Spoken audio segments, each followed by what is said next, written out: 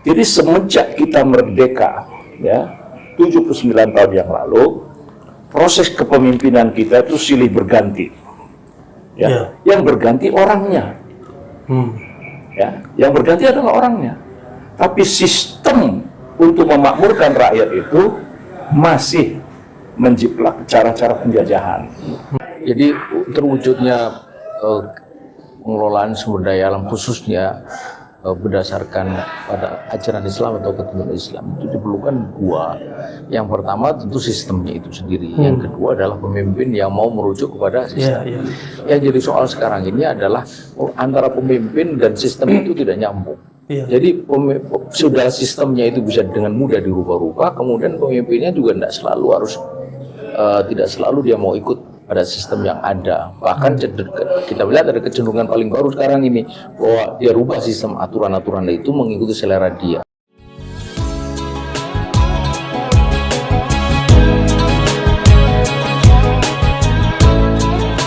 Assalamualaikum warahmatullahi wabarakatuh. Waalaikumsalam warahmatullahi wabarakatuh. Sobat Forum Sinergi Muslim yang dirahmati Allah SWT. Alhamdulillah pada sore hari ini kita sowan ke rumahnya seorang tokoh pejuang, Pak Ka'ban. Dan alhamdulillah kita juga didatangi oleh cendekiawan Muslim Ustadz Ismail Yusanto. Apa kabarnya Bang Ka'ban? Alhamdulillah. Ustadz Ismail? Kullu ma'asalamah. Alhamdulillah khair. Pak Ka'ban dan Ustadz Ismail, sore hari ini kita coba membincangkan, sebentar lagi kan 17 Agustus dan usia kemerdekaan negeri kita Indonesia itu kan sudah 79 tahun. Kita tahu bahwa Indonesia itu sangat kaya, kekayaan alamnya melimpah, tapi ironinya rakyatnya banyak miskin, bahkan ada kasus stunting. Nah, kira-kira menurut penglihatan atau pengalaman Pak Ka'ban karena pernah di kabinet ya, apa ada yang salah dengan pengelolaan alam kita, kekayaan alam kita? Wah, ini pertanyaan berat. Pertanyaannya berat. Ya, kita semua bersyukurlah. Ya, pertama kita bersyukur atas nikmat kemerdekaan. Ya, nikmat kemerdekaan hasil perjuangan panjang para syuhada, para pendahulu-pendahulu kita. Kita mensyukuri itu. Terus memang kita juga bersyukur bahwa Indonesia ini negara yang sangat kaya. Kaya sumber daya alam, baik di atas permukaan tanah, di dalam tanah, di laut dan di dasar laut, di bawah laut. Itu kekayaan yang sangat luar biasa. Dan itu sudah dikenal oleh hampir seluruh dunia. Indonesia adalah negara yang sangat kaya sumber daya alamnya. Nah, tapi kemudian kalau dibilang bahwa masyarakatnya belum seperti apa yang diharapkan, apalagi banyak kasus-kasus seperti stunting dan sebagainya. Nah, kita harus tahu, disinilah yang menjadi crucial point, bahwa kita merdeka itu, ya, kemerdekaan itu adalah untuk mewujudkan keadilan dan kemakmuran. Ya, keadilan dan kemakmuran. Keadilan dan kemakmuran ini, kalau kita lihat dari satu sisi fungsional manajemen kehidupan bernegara dan berbangsa, itu adalah bagaimana mendistribusikan, ya, mendistribusikan kekayaan itu untuk masyarakat. Karena semua yang berhubungan dengan cabang-cabang produksi, nah itu, ya, semua yang berhubungan dengan cabang-cabang produksi adalah dikuasai negara untuk sebesar-besar kemakmuran rakyat. Kalau dalam bahasa Al-Qur'annya, ya, saya kutip, wasahara lakum ma fis samawati wa ma fil ardi jami'an minhu inna fi dzalika laayat liqaumin yatafakkarun. Jadi semua yang ada di langit dan di bumi diserahkan oleh Allah sama kamu, jami'an minhu. Tapi semuanya itu ada formulanya, ada rumusnya, ya, ada rumus-rumusnya yang harus dipikirkan agar supaya yang semua diberikan ini bisa berdampak pada kemakmuran. Nah, pertanyaannya adalah siapakah yang memakmurkan itu? Situ pemimpin. Nah, jadi semenjak kita merdeka, ya, 79 tahun yang lalu, proses kepemimpinan kita itu silih berganti. Ya, yang berganti orangnya. Ya, yang berganti adalah orangnya. Tapi sistem untuk memakmurkan rakyat itu masih menjiplak cara-cara penjajahan. Gitu. Jadi cara-cara penjajahan itu masih berlangsung. Ya, saya tegas mengatakan bahwa cara-cara liberalisme kapitalisme, ya, dan juga cara-cara sosialis marxis untuk mewujudkan kemakmuran itu tidak bisa. Nah, padahal amanat konstitusinya adalah itu tadi, dikuasai negara untuk sebesar-besar kemakmuran rakyat. Jadi persoalannya bagaimana negara, ya, bagaimana negara itu mendistribusikan itu. Ya. Nah, cara-cara penjajahan yang saya katakan tadi adalah, lihat saja hari ini persoalan ketimpangan pemilikan. Ya, ketimpangan pemilikan aset itu dikuasai hanya segelintir orang. Ya. Nah, sehingga rakyat yang mayoritas, ya, dia tidak terperhatikan. Nah, jadi kalau ini adalah suatu persoalan besar. Jadi saya mengatakan ini ada persoalan kepemimpinan kita yang sudah silih berganti selama 79 tahun, tapi belum sampai kepada bagaimana mendistribusikan kekayaan alam itu terhadap rakyat untuk sebesar-besar kemakmuran rakyat. Itu poin. Jadi poin kesalahannya itu pada sistemnya. Sistem distribusinya dan keberpihakan pemimpin yang tidak berkelanjutan. Padahal gini Bang, kalau kita lihat juga, tadi kan berganti pemimpin ya. Padahal pemimpin itu kan harus mengikuti aturan yang ditetapkan oleh negeri kita. Nah, kalau kita bedah juga di dalam Undang-Undang Dasar 45 itu kan ada satu ketegasan yang harus dijalankan oleh pemimpin atau pemerintah di dalam mengelola alam, mengelola kekayaan alam. Dikuasai negara, sebesar-besarnya dipergunakan untuk rakyat. Nah, itu jelas-jelas tertera di situ. Nah, faktanya ternyata tidak begitu. Nah, ini kan ada persoalan lagi nih. Kira-kira masalah atau akar persoalannya sudah tertera di dalam peraturan Undang-Undang Dasar, tapi juga tidak bisa dilaksanakan. Ya, jadi gini, dalam konteks pendistribusian sudah ada konstitusi, sudah ada undang-undang yang dirumuskan, tapi apakah pemimpin, ya, karena kemakmuran itu adalah tugas pemimpin. Ya. Ya, jadi alam itu makmur itu dia mesti dikelola, mesti ada yang mengatur, mesti ada yang mendistribusikan. Nah, itulah pemimpin. Nah, jadi selama 79 tahun ini kita proses tadi, saya mengatakan bahwa kita ini masih menggunakan cara-cara penjajahan. Ya. Gitu. Nah, kalau cara-cara penjajahan, apa yang terjadi? Eksploitasi. Karena penjajah itu tugasnya adalah mengeksploitasi. Ya. Dia mengambil sebanyak-banyaknya, ya, yang dia tinggalkan sedikit. Ya. Nah, hari ini kan itu yang terjadi. Nah, padahal tadi saya katakan bahwa para founding fathers, para pendiri republik, para tokoh-tokoh pejuang masa lalu itu, mereka belajar dari sejarah bagaimana Indonesia ini sebagai sebuah negara kesatuan memiliki, ya, satu spesifik, ya, cara yang sangat khusus untuk memakmurkan tadi itu. Nah, jadi pemimpin itulah yang bertanggung jawab terwujud atau tidaknya kemakmuran itu. Gitu. Ya. Jadi saya tetap melihatnya di sana.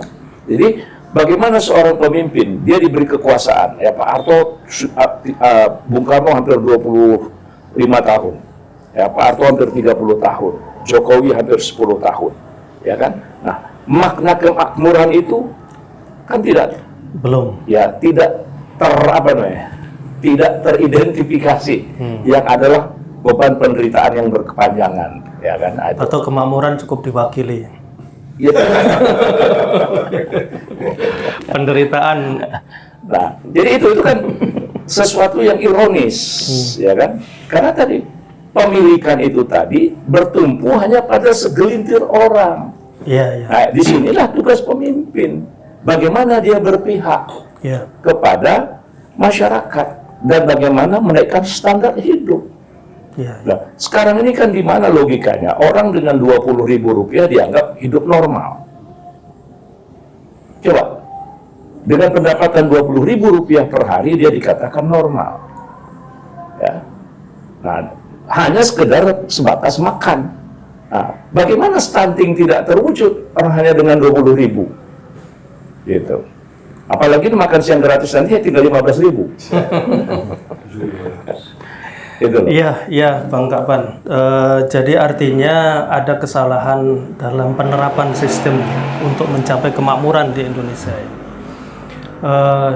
Pemimpin-pemimpin kita itu yang tadi Pak Kapan sampaikan masih mewarisi cara-cara kolonial,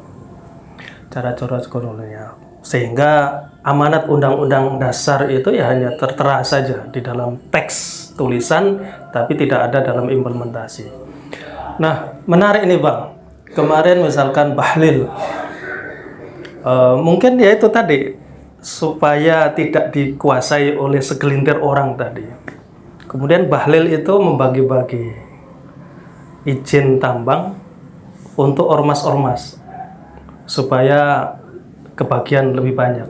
Mungkin nanti juga akan dibagi-bagi untuk orang per orang. Nah, dalam konteks itu Bang, kira-kira menurut Pak Kapan ini, izin pertambangan yang diberikan kepada swasta dan ormas itu menurut Pak Kapan tepat nggak itu? Ya, sebelum saya memberikan jawaban terhadap pertanyaan yang sangat spesifik ini, yang menjadi pertanyaan adalah pemberian izin tambang itu kenapa hanya batu bara? Oh, bukan nanti diperluas. Ya, kenapa hanya batu bara? Kenapa bukan tambang emas? Ya, Kenapa bukan tambang nikel? ya perlu dipertanyakan itu dan diusulkan juga itu. Kenapa bukan tambang-tambang minyak? Gitu. Nah, kemudian pertanyaannya, apakah ada persoalan? Nah, apakah ada persoalan selama ini pemberian itu kepada ormas atau bukan ormas? Gitu. Apakah ini bukan tidak ada agenda-agenda di balik itu? Ada bakwan-bakwan di belakang udang, gitu. Mungkin jangan bertanya Bang, langsung dijawab saja. Diuraikan. Enggak, karena ini sesuatu yang misteri. Karena misteri pertama, kenapa hanya batu bara? Iya, iya, iya. Ya, kenapa hanya batu bara? Iya. Nah, kemudian kenapa tidak ada tindakan-tindakan yang drastis terhadap orang-orang asing yang masuk menguasai tambang-tambang ilegal? Itu loh. Jadi kita perlu, kalau saya jeli melihatnya, tadi undang-undang sudah jelas mengatakan untuk sebesar-besar kemakmuran rakyat. Iya, iya. Kemakmuran rakyat itu kan tidak ada persoalan ormas bukan ormas. Iya, iya, iya. Ya. Jadi Kalau saya melihatnya persoalannya bukan antara ormas dan bukan ormas. Ya. Tapi bagaimana dia didistribusikan tapi menimbulkan kemakmuran. Nah, pertanyaannya lagi nanti kalau itu secara teknis ya kan, ketika itu cerita ormas dan nanti ormas yang mana ya kan? Ya, ormas ini kan puluhan ribu di Indonesia. Nah, nanti EPI ormas. Ya kan? Nah, kemudian HMI ormas, ya kan? Nah, HMI ada dua lagi, Dipo MPO ormas juga, gitu kan? Nah, apa begitu cara berpikirnya? Nah, gitu kan? Jadi yang lebih poin adalah bagaimana itu berdampak untuk memakmurkan rakyat. Nah, ini menurut saya penting. Maka saya bilang tadi, artinya awali untuk menjawab tadi itu ada pertanyaan yang lebih mendasar. Kenapa hanya dibatasin batu bara? Nah, sementara batu bara ini adalah salah satu komoditi hasil alam fosil yang mulai diserang. Jadi pertanyaan saya tadi, kenapa ormas, malah ditambah pertanyaan di balik itu ada apa kan? Gitu. Nah, sebelum Abang lebih lanjut dijawab, diuraikan, saya ingin beralih ke Ustadz Ismail. Ustadz Ismail, kalau kan Ustadz Ismail dikenal sebagai cendekiawan Muslim yang selalu bicara tentang semuanya harus diatur sesuai dengan syariat Islam. Nah, kalau kita bicara tentang tambang nih, Ustadz Ismail, bagaimana konsep Islam sesungguhnya di dalam mengatur atau mengelola sumber daya alam? Ya, baik. Bismillahirrahmanirrahim. Assalamualaikum warahmatullahi wabarakatuh. Waalaikumsalam warahmatullahi wabarakatuh. Alhamdulillah, salatu wassalamu ala Rasulillah wa ala alihi wa sahbihi wa man tabi'ahum ila yaumil qiyamah. Yang pertama, sebelum saya menjawab pertanyaan tadi, betul bahwa persoalan yang tengah kita hadapi ini adalah soal distribusi. Dan itu sebenarnya bukan sebatas persoalan yang dihadapi oleh negeri ini, tapi dunia. Oh, dunia. Karena dunia ini sekarang sedang menghadapi ketimpangan yang luar biasa. Ada satu laporan yang sangat menarik disampaikan oleh Oxfam dalam pertemuan World Economic Forum di Davos beberapa waktu yang lalu. Laporan itu diberi judul Time to Care. Ini saatlah untuk peduli. Kenapa Oxfam mengangkat laporan dengan judul seperti itu? Karena dia mengatakan bahwa ketimpangan kaya miskin atau wealth gap di dunia ini sudah sangat mengerikan. Jadi sampai dia bilang bahwa kekayaan 22 orang terkaya di dunia itu lebih besar daripada kekayaan seluruh perempuan Afrika. Nah, bayangkan itu, jadi sudah Tapi kan rupa. Afrika juga dikenal miskin. Itu kemudian dia menyoroti juga Indonesia gitu. Jadi Indonesia itu termasuk negara 4 besar ketimpangannya terbesar di dunia. Ketimpangannya itu 1,19. Amerika itu 1,17. Maknanya kekayaan lapis tertinggi itu 19 kali dari lapis terbawah gitu. Kemudian apa yang menarik pada Oxfam? Oxfam itu mengatakan bahwa yang bisa mengatasi soal ini intinya distribusi, dan yang bisa mengatasi adalah negara. Dia mengatakan begitu dalam kesimpulannya. Jadi bila kita ingin betul-betul memperhatikan soal isu kesejahteraan rakyat, maka soal distribusi ini harus diperhatikan, dan siapa yang harus memperhatikan adalah negara. Itu poin yang saya sampaikan.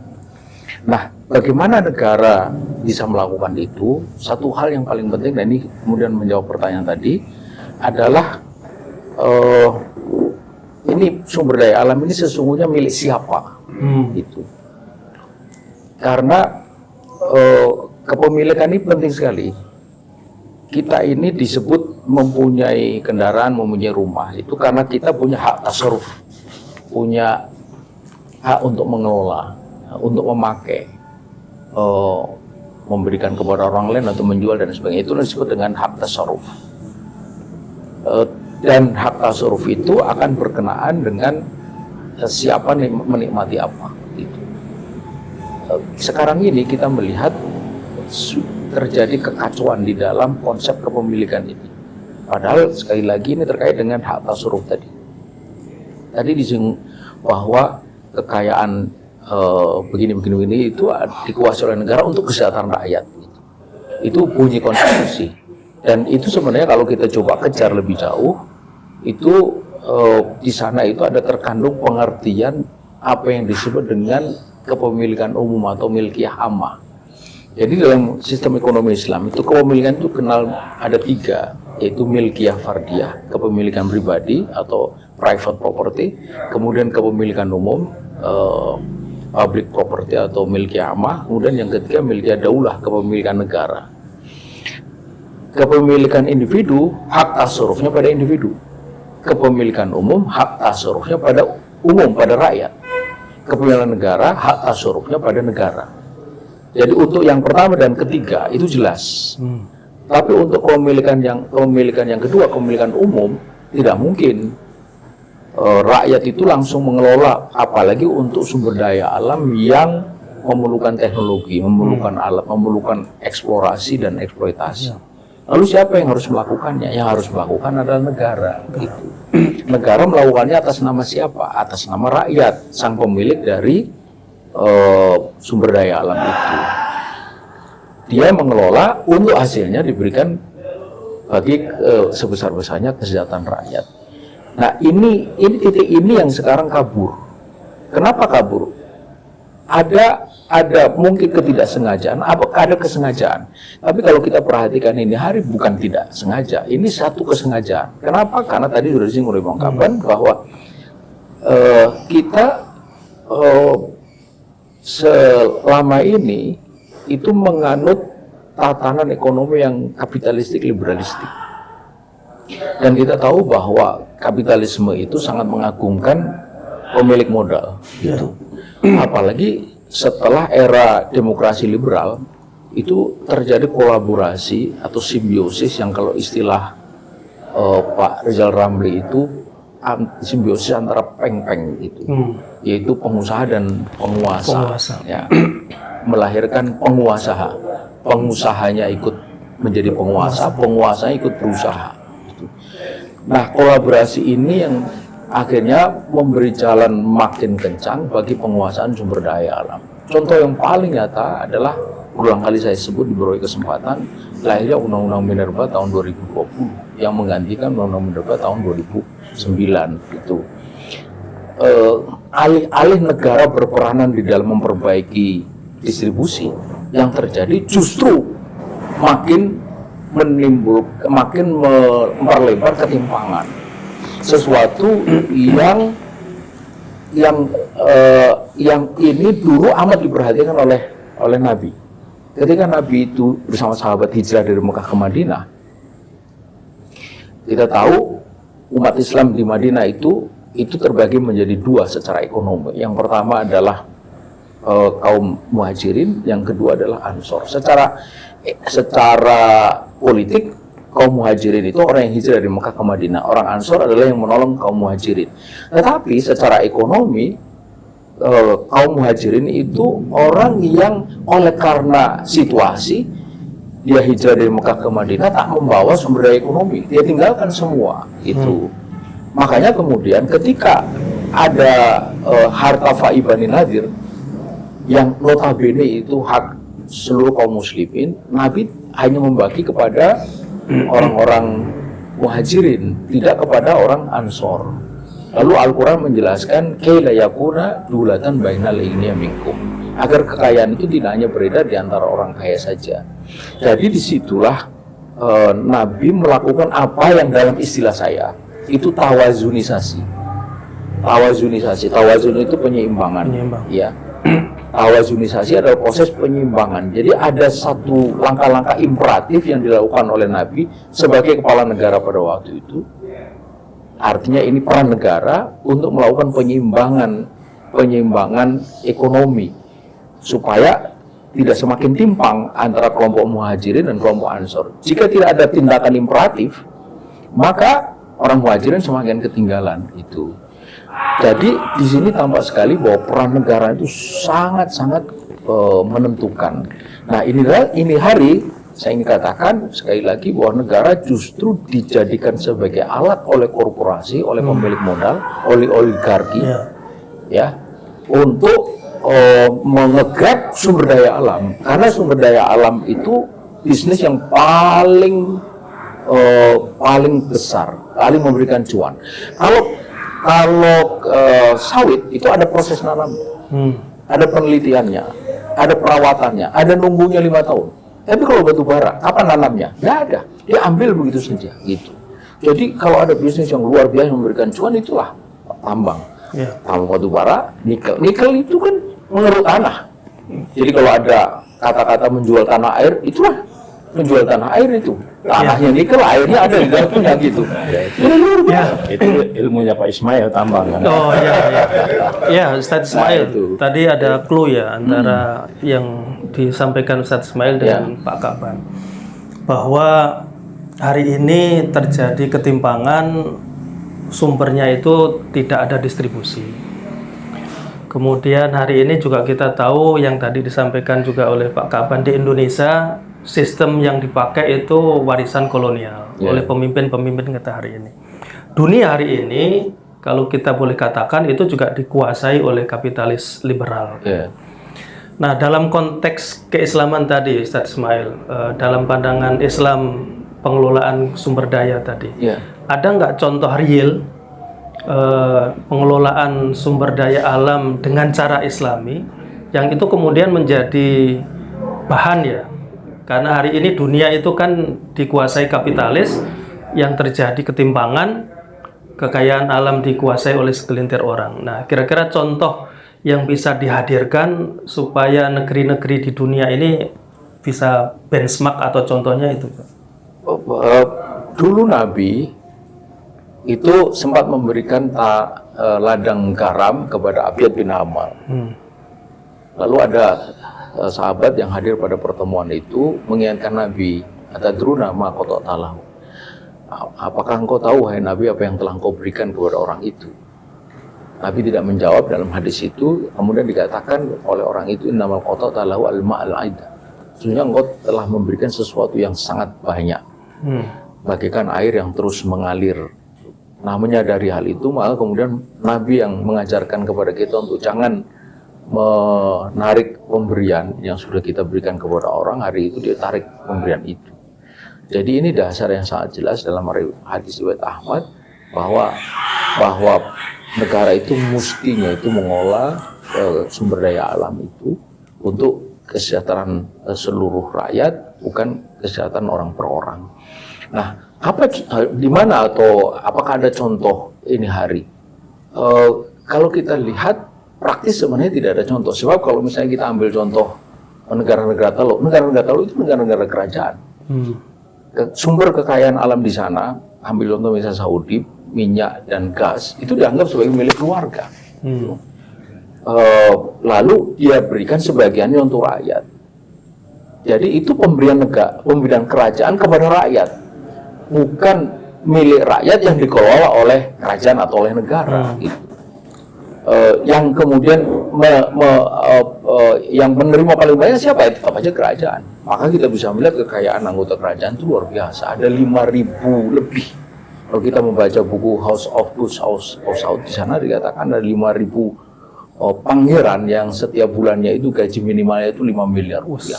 Itu. Dari mana itu didapatnya? Dari minyak dan gas yang ditemukan pada tahun 50-an itu. Nilai kapitalisasi Aramco itu sudah ribuan triliun ini hari. Tetapi kita bisa melihat bahwa sesuatu yang mestinya itu bisa memberikan kemakmuran luar biasa bagi negara itu tetap saja kalau sebenarnya tidak ada contoh. Kalau hari ini tidak ada contoh. Kalau dulu zaman kekhilafahan itu kan Islam masa jayanya itu mulai dari Kanjeng Nabi sampai kekhilafahan terakhir. Kira-kira ada nggak itu? Kita melihat bahwa eksploitasi sumber daya alam itu beriring dengan teknologi. Sumber daya alam seperti minyak dan gas itu boleh disebut baru meledak atau baru booming itu memang seputaran tahun-tahun 30, 40, 50 gitu. Sudah abad 19 ya, abad 19, jadi sebelum masa khilafah. Sementara khilafah runtuh itu. Karena itu kita tidak mempunyai catatan sumber daya yang begitu rupa ya. Itu bisa kita ceritakan sebagai sebuah temuan yang luar biasa. Tetapi prinsip-prinsip tadi itu tetap berlaku gitu. Makanya kalau kita bisa mengambil contoh di mana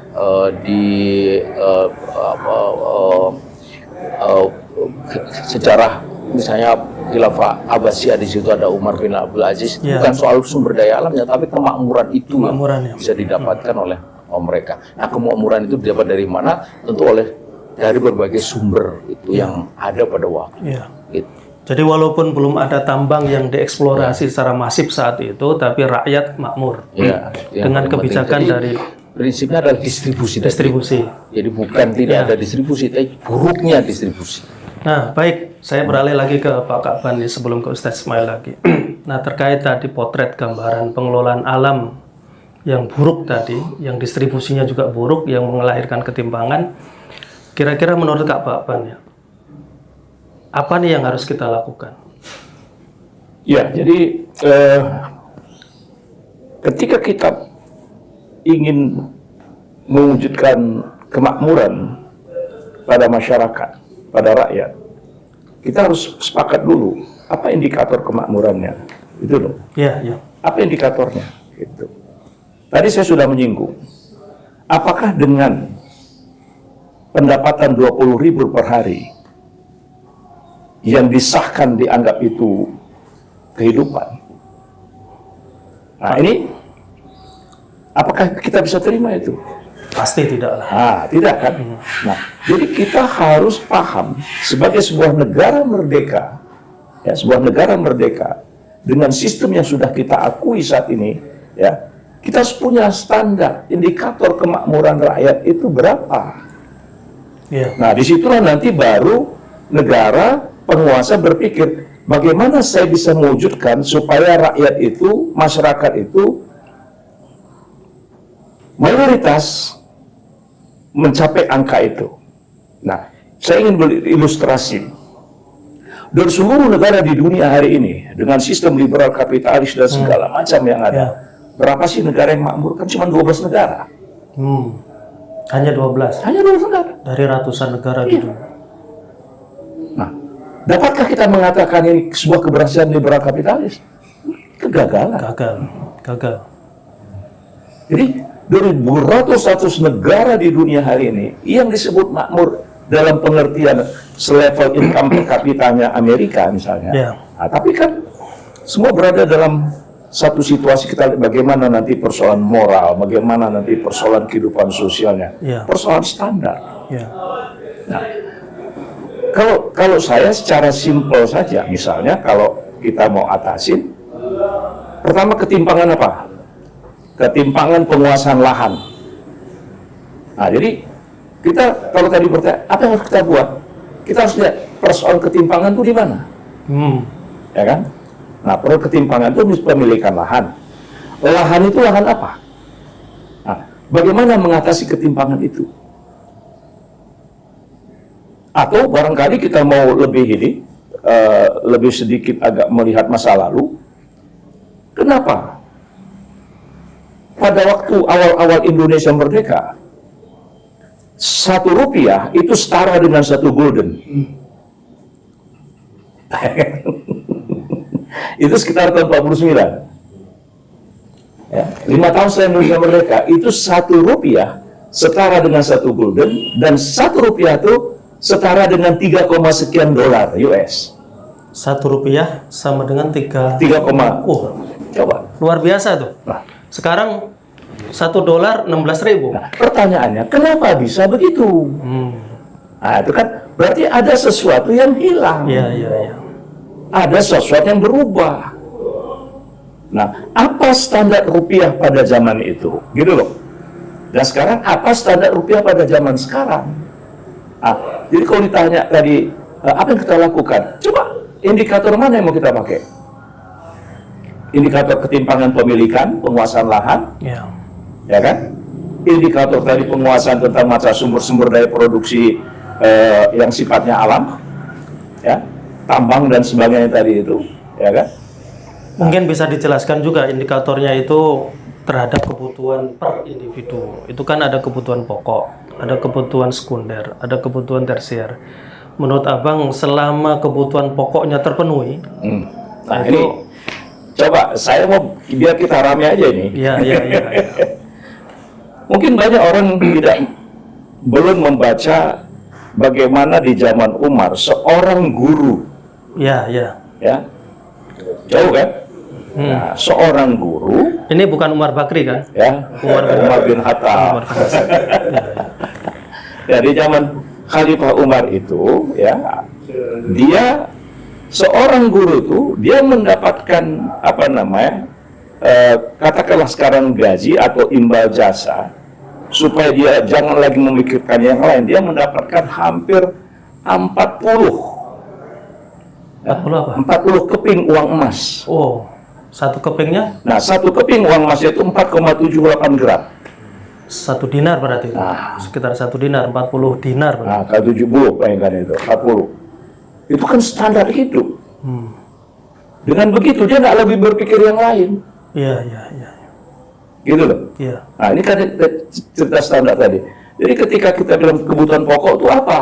Nah, kebutuhan pokok itu kalau dalam standar kita itu kan berarti perumahan, apa pendidikan. Nah, pendidikan itu harus gratis. Mau swasta mau negeri harus gratis. Iya. Nah, jadi tergantung indikator apa yang mau kita pakai gitu. Nah, jadi siapapun pemerintah dia harus punya konsep itu. Jadi saya dalam tempo sekian tahun, nah gitu kan, memimpin ini kalau Indonesia kan 5 kali 365 hari. Dalam tempo 1.800 hari saya ingin menaikkan tingkat pendapatan mayoritas rakyat Indonesia itu minimal 98 gram emas per tahun. Nah, bisa nggak gitu? Jadi bukan sekedar bertahan hidup, tapi dia juga harus sejahtera dalam pengertian. Kalau kita kembalikan di cerita Ustadz Ismail, bagaimana zaman Umar bin Abdul Aziz, ya. Dia waktu itu Umar bin Abdul Aziz lah salah satu pemimpin waktu itu yang tidak melakukan ekspansi negara. Ya, dia tidak melakukan ekspansi, tapi dia mengkonsolidasi yang ada untuk bagaimana dia mendistribusikan akhirnya wilayah-wilayah kekuasaannya itu tidak lagi mau menerima zakat.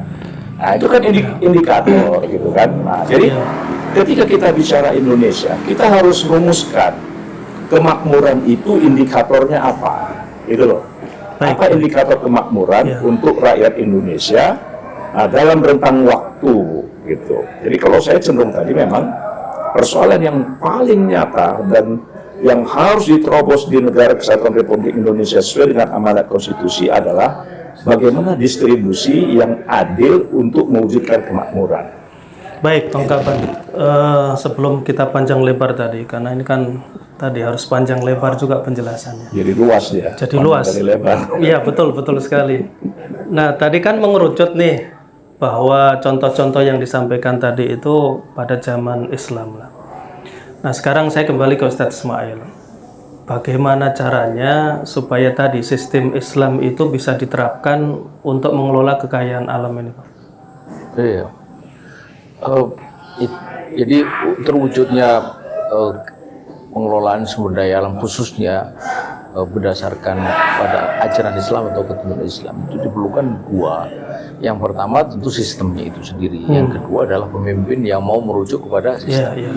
Yang jadi soal sekarang ini adalah antara pemimpin dan sistem itu tidak nyambung. Jadi sudah sistemnya itu bisa dengan mudah dirubah-rubah, kemudian pemimpinnya juga tidak selalu dia mau ikut pada sistem yang ada. Bahkan kita melihat ada kecenderungan paling baru sekarang ini bahwa dia rubah sistem aturan-aturan itu mengikuti selera dia. Kenapa ada ketidakterikatan? Karena memang tidak ada basis dari aturan itu. Kenapa sih saya harus mengikuti aturan yang ada sekarang ini? Kenapa tidak boleh dirubah? Kan nggak ada basis teologisnya itu. Itulah yang membedakan dengan syariat Islam. Kalau syariat Islam itu ada basis teologisnya yang disebut dengan akidah. Jadi orang tunduk kepada aturan itu oleh karena keyakinan dia atau keimanan dia kepada Allah Subhanahu wa taala, sumber dari aturan itu. Yang ini sekarang absen itu. Nah, karena itulah kita perlukan dua ini sekaligus, yaitu sistem yang memiliki basis teologis, itulah akidah Islam, itulah syariah, dan yang kedua pemimpin yang mau tunduk kepada aturan yang bersumber dari Allah Subhanahu wa taala.